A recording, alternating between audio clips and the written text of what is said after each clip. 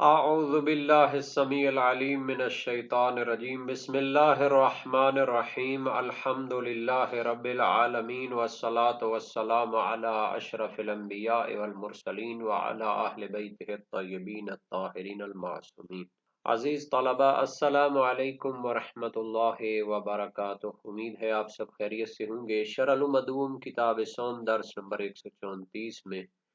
ہلال کے ثبوت میں بقیہ غیر معتبر ذرائع کی تحقیق پیش کی جائے گی۔ اس سے پہلے ہلال ماہ رمضان کے بارے میں گفتگو ہو رہی ہے اور کچھ معتبر اور کچھ غیر معتبر ذرائع بیان ہو چکے ہیں۔ اس میں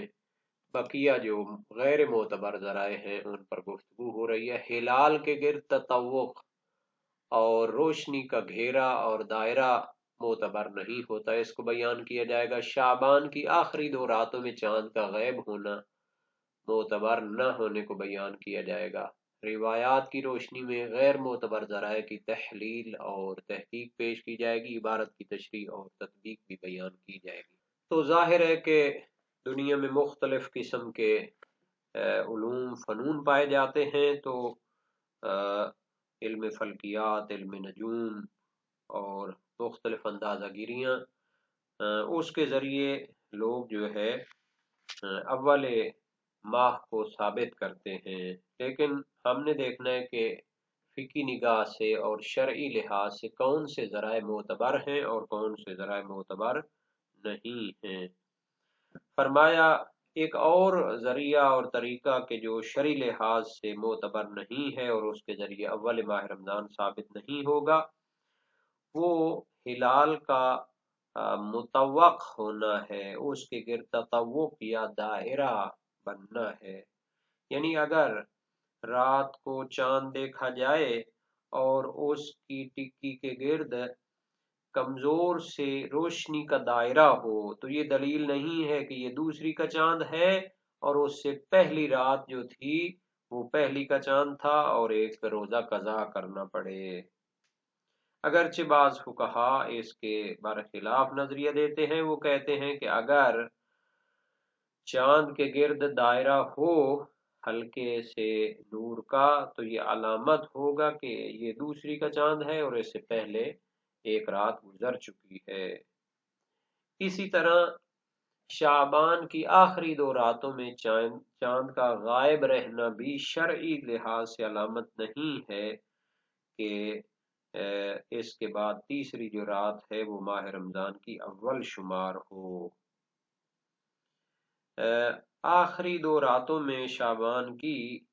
وہ جو چاند ہوتا ہے وہ محاق اور تحت و شعاع میں چلا جاتا ہے۔ اگر 2 راتیں آخر شعبان میں وہ نہ دیکھا جائے تو یہ محاق ہونا اور تحت و شعاع ہونا دلیل نہیں ہے کہ تیسری رات ان کے بعد اول ماہ رمضان ہو۔ علم فلکیات اور نجوم میں چاند کے مختلف حالات کے بارے میں بیان کیا جاتا ہے۔ کہتے ہیں مہینے کی پہلی رات میں چاند ہلال کی صورت میں مغرب کی سمت میں غروب آفتاب کے بعد نظر آتا ہے اور ایک رات کے بعد وہ ہلال بڑا ہونے لگتا ہے، یہاں کے 7ویں رات کو وہ آدھا دائرہ بن جاتا ہے اور ظہر کے بعد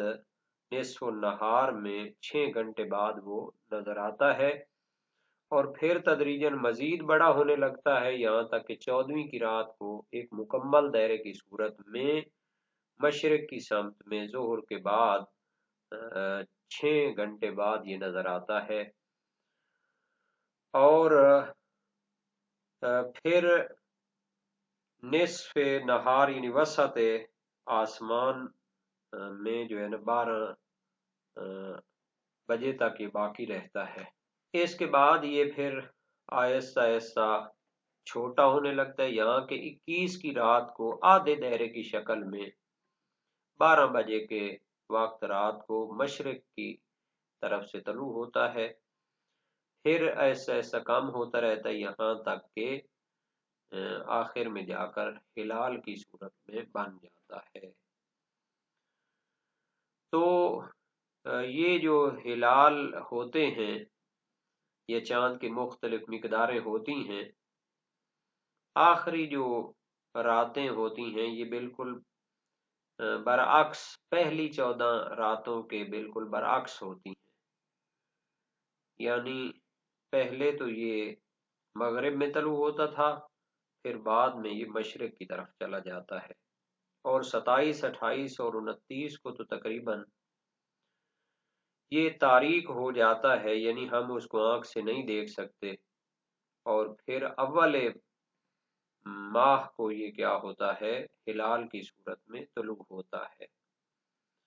تو اس ہلال بننے سے پہلے 2-3 راتیں یہ کیا ہو جاتا ہے، محاق یا تحت شعاع میں ہوتا ہے، نظر نہیں آتا منی آنکھ سے. اسی کو بیان کرنا چاہتا. اب ہم عبارت کو دیکھتے ہیں. فرمایا وَالتَّطَوُّقُ بِظُهُورِ النُّورِ فِي جِرْمِهِ مُسْتَدِيرًا، یعنی چاند کے گرد دائرہ بننا، اس کے جرم اور اس کی ٹکی کے گرد نور کا ظاہر ہونا، مستدیرن دائرہ کی شکل میں، یہ علامت نہیں ہوتا کہ یہ دوسری کا چاند ہے اور اس سے پہلے ایک رات گزر چکی ہے تو اس کی پھر بعد میں قضا کرنی پڑے. خلافا لبعض، اگرچہ بعض علماء کے نظریے کے یہ خلاف ہے. حیث حکم فی ذالک بکونہ اللیلۃ الماضیہ، کہ وہ حکم لگاتے ہیں اگر چاند کے گرد دائرہ اور تطوق ہو تو وہ حکم لگاتے ہیں کہ یہ دوسری رات کا چاند ہے اور اس سے پہلے وہ گزشتہ رات میں ہلال طلوع ہو چکا تھا، ہم نے نہیں دیکھا تھا. تو شہیدین کا نظریہ تو یہ ہے کہ تطوق دلیل نہیں ہے کہ یہ دوسری کا چاند ہو اور اس سے پہلے ایک رات گزر چکی ہو. لیکن ابن مرازم کی روایت ہے اپنے باپ سے، اور وہ امام صادق علیہ السلام سے روایت کرتے ہیں، اذا تطوق الہلال فہو لللیلتین، اگر ہلال کے گرد دائرہ ہو تو یہ معلوم ہوتا ہے کہ یہ دوسری رات کا ہے. وَإِذَا رَأَيْتَ ظِلَّ رَأْسِكَ فِيهِ فَهُوَ لِثَلَاث، اور اگر چاند کی روشنی اتنی ہو کہ اس میں آپ اپنے سر کے سایہ کو دیکھ سکیں تو یہ تیسری کا چاند ہوگا. یہ روایت وسائل الشیعہ باب نہم ابواب احکام شہر رمضان میں موجود ہے، اور شیخ طوسی علیہ رحمہ اپنی روایت کی 2 کتابیں یعنی تہذیب الاحکام اور الاستبصار فیما اختلف فی الاخبار میں اس کی طرف میلان پیدا کرتے ہیں. لیکن وہ ایک شرط لگاتے ہیں کہ اگر اس سے پہلے مطلع ابر آلود رہا ہو اور افق صاف نہ رہی ہو تو جا کر اس روایت پر عمل کرنا چاہیے. تو اس کا جواب یہ ہے کہ جناب شیخ طوسی علیہ رحمہ روایات رؤیت مطلق ہیں، اور یہ روایت ان کے مخالف ہے، معارض ہے،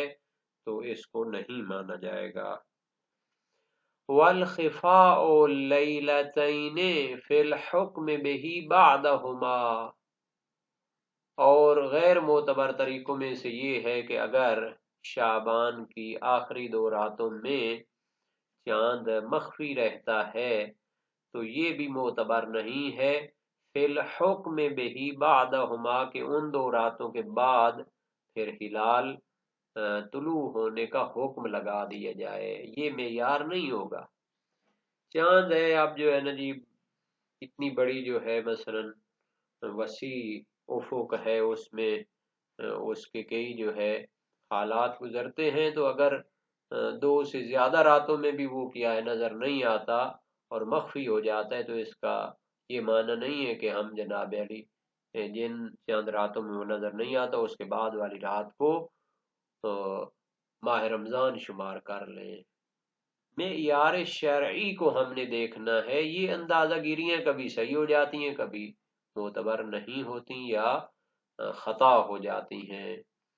تو بہرحال یہ نظریہ شہیدین کے نزدیک ثابت نہیں ہے کہ اگر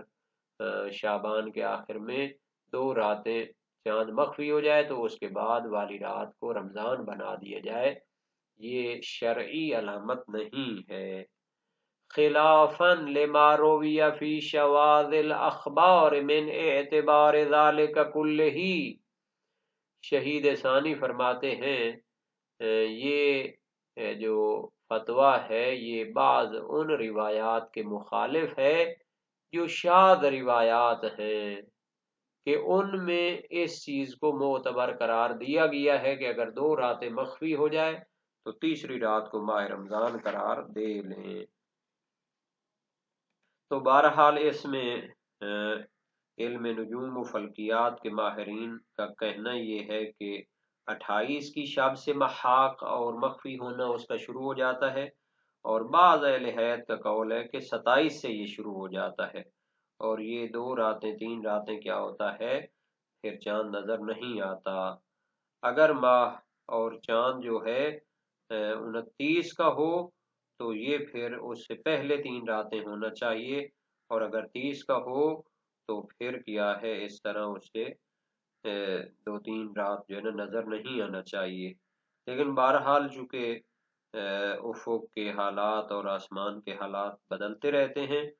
تو اس کو شرعی علامت قرار نہیں دیا جا سکتا، اور چند روایات ہیں جو شاذ ہیں شارح کی نظر میں، ان کو وہ شاذ قرار دینا چاہتے ہیں، وہ تو اس علامت کو معتبر قرار دیتی ہیں کہ آخری 2-3 راتوں میں اگر نظر نہیں آتا تو پھر یہ علامت ہوگا کہ اس کے بعد والی رات آپ ہلال شمار کر لیں اور ماہ رمضان کی ابتدا کر لیں۔ صاحب جواہر فرماتے ہیں لم اقف علی من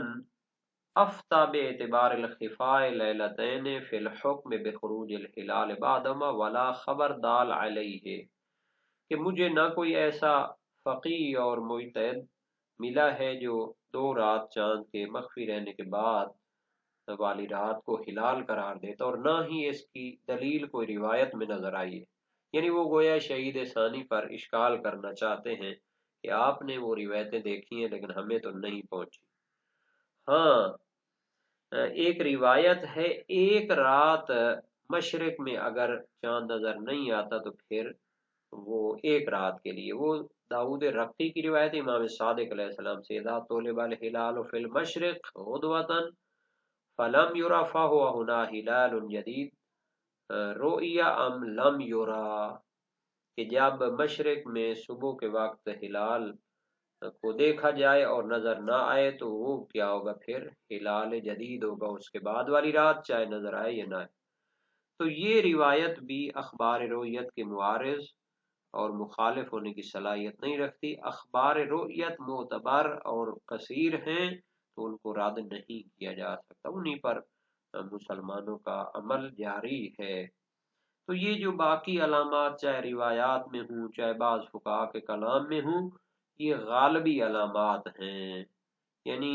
لوگوں کی اندازہ گیریاں ہیں، اکثر ان کو اس طرح لگتا ہے، لیکن احکام روزہ اور افطار کے احکام کو ان پر مرتب کرنا جائز نہیں ہے، بلکہ اخبار رویت اور اصول معتبرہ پر عمل کرنا چاہیے۔ وسائل الشیعہ میں اس کے متعلق مفصل ابواب اور روایات موجود ہیں۔ مثال کے طور پر باب نمبر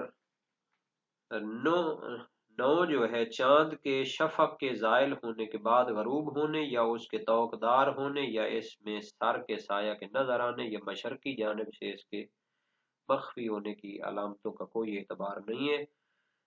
ترجمہ وسائل الشیعہ صفحہ 171 میں یہ باب موجود ہے۔ فرمایا اس میں کل 4 حدیثیں ہیں، تو تفصیل کے ساتھ ان چیزوں کو بیان کیا گیا ان روایات میں۔